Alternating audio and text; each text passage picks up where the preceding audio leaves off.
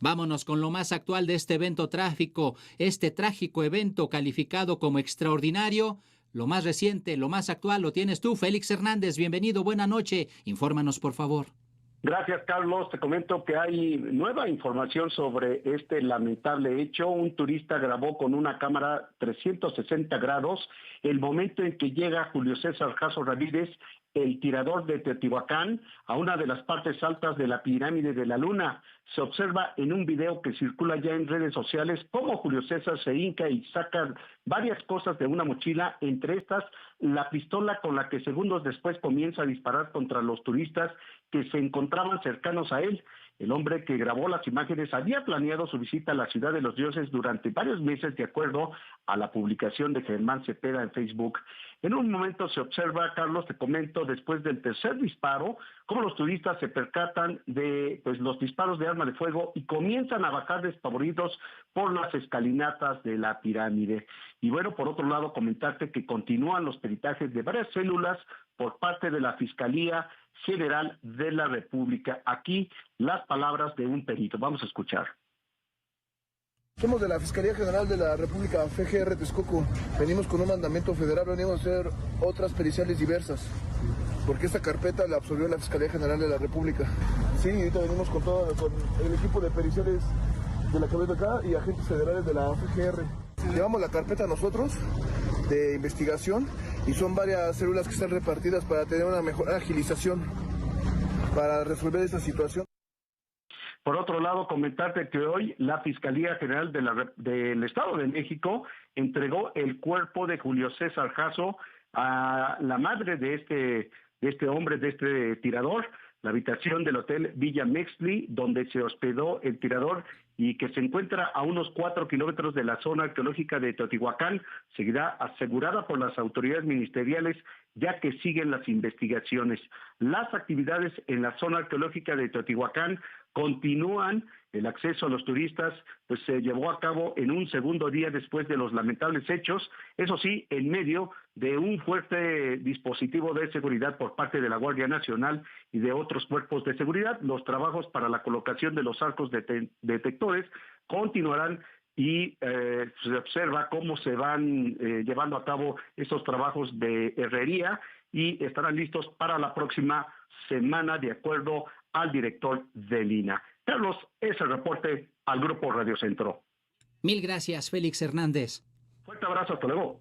Otro de regreso con afecto para mi colega Félix Hernández. Vamos a profundizar en el asunto con la siguiente entrevista. Tengo 66 años y tengo más energía que cuando tenía 45. Dejé de ir al gimnasio y empecé a hacer tai chi en silla para hombres mayores de 50. Hombres de... La entrevista.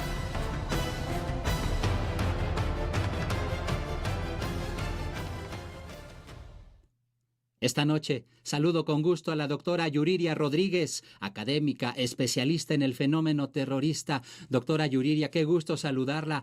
¿Qué decir de este hecho que las autoridades califican como de un lobo solitario, doctora? Hola, ¿qué tal, Carlos? Es un gusto saludarte a ti y a todo tu auditorio. Pues aparentemente es un lobo solitario, pero el que haya actuado de forma solitaria no significa que sea un lobo solitario. Tampoco el que se haya realizado este atentado el día en que se conmemora la masacre en Columbine, tampoco significaría que es un copycat. El copycat es aquel que copia el modus operandi de un ataque.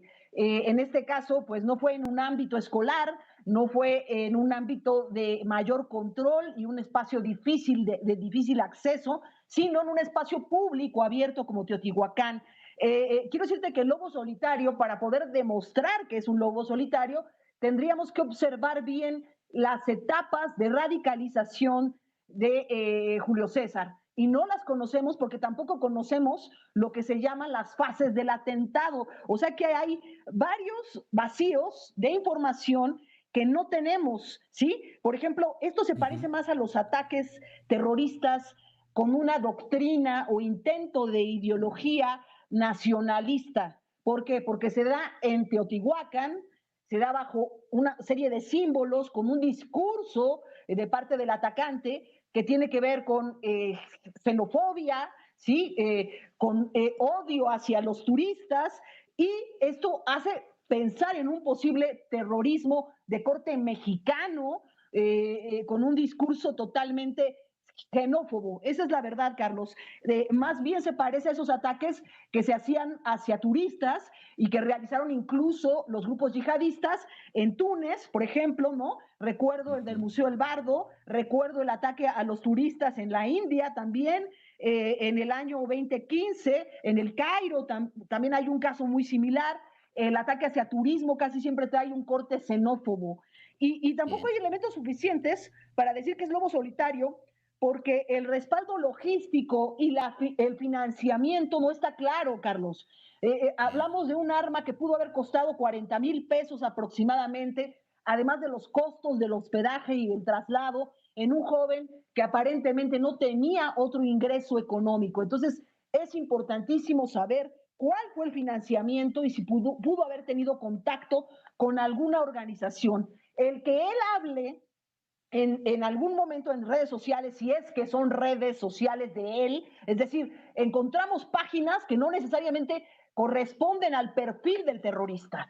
Él sí entra en un perfil. ¿Por qué? Porque no tiene más de 27 años, todavía es un perfil del clásico terrorista, no rebasa los 30 años, es un proceso de radicalización que se nota hasta en su lenguaje, pero que él siga a Lady Gaga, a las páginas de Incel, o incluso que trate de hablar como español, no significa, ¿verdad?, que pertenezca a un grupo radical de los Incel, o que por ello él tenga cierta ideología española, ¿no? Más bien parece como ecléctico, un atentado ecléctico, pero no tenemos claro si hubo, primero, fíjate, Carlos, disparos al aire, ¿sí? Y luego parece que retiene a los turistas, es decir, tiene rehenes. ¿Cómo logra en el lapso de las 11:20 de la mañana aproximadamente, estamos hablando que fue cuando inicia todo, hasta eso de las pasadas de las 12, cuando cierran ya el complejo de Teotihuacán? ¿Qué pasa en ese lapso? ¿Hubo un intento de negociación, Carlos? ¿Qué ocurrió? Oiga, doctora, ¿ha detectado usted en sus investigaciones un incremento de narrativas extremistas en México que señalen o que apunten a los visitantes extranjeros como un objetivo legítimo de violencia? Sí, definitivamente tenemos 3 elementos para pensar que esto es el comienzo. Y sí lo quiero decir con claridad, porque también se ha dicho que es un caso aislado. No podemos asegurar que es un caso aislado si no sabemos de dónde provino el financiamiento de este atentado.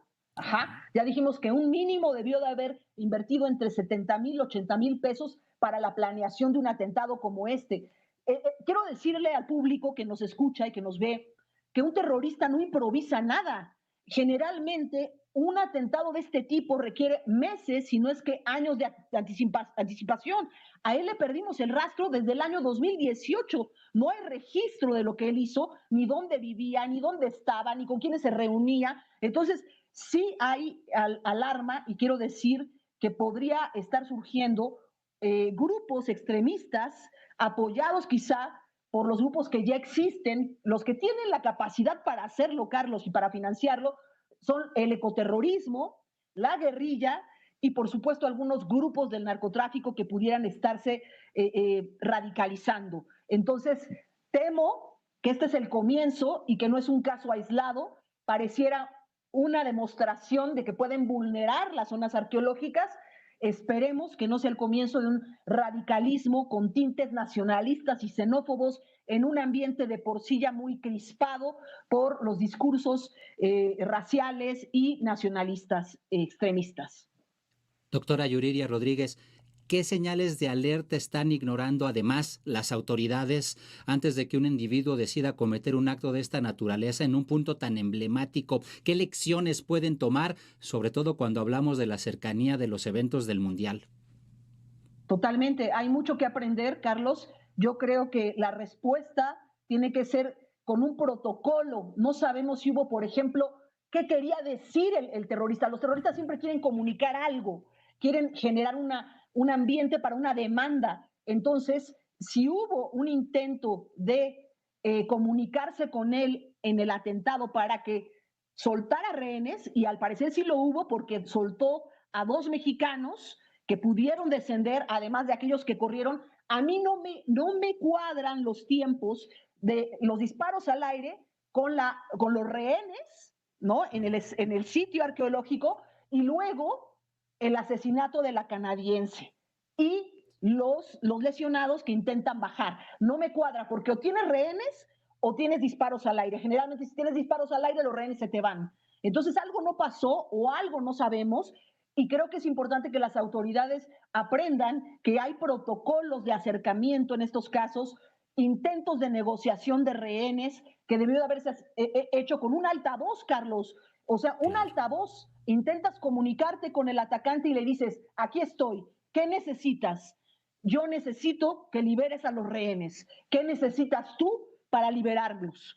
Ese es el primer acercamiento. Tiene que ser una persona especializada en comunicación en situación de crisis, y yo no vi que ocurriera, no nos han informado que ocurriera. Parece que todo ocurrió de forma muy lenta, y luego ascendió, un par de elementos ascendieron ahí, lesionaron al atacante, y no sabemos qué demandas tenía. Eso era muy importante saberlo, porque así podremos también rastrear el origen del financiamiento de este atentado.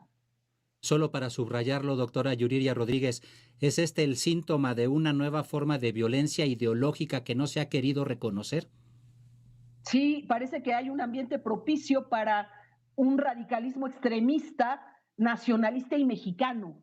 Y hay elementos, porque el ecoterrorismo tiene la capacidad de financiarlo, y es un movimiento muy grande en América Latina, que ya ha atacado en varios lugares, en México, en Argentina, ¿sí? Estoy pensando en Chile, en Ecuador. Han atacado, han logrado atacar, y han ido en contra de personas civiles y turistas. Entonces no dudo que por ahí haya un contexto propicio, además de que hay que rastrear también, yo creo, no dejar descartado a la posibilidad de la guerrilla por el tema de Guerrero, y sin duda la posibilidad de contacto con otros grupos extremistas.